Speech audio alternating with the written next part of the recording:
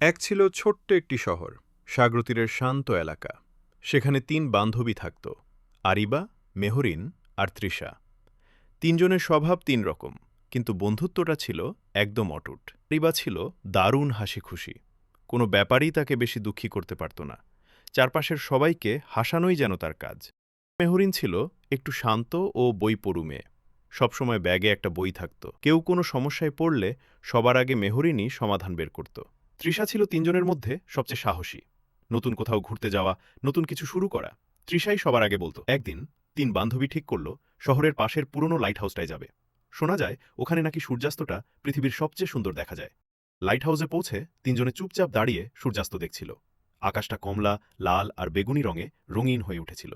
হঠাৎ আরিবা বলল, দেখো, ৩টা রং আমাদের মতো না? মেহরিন হাসল।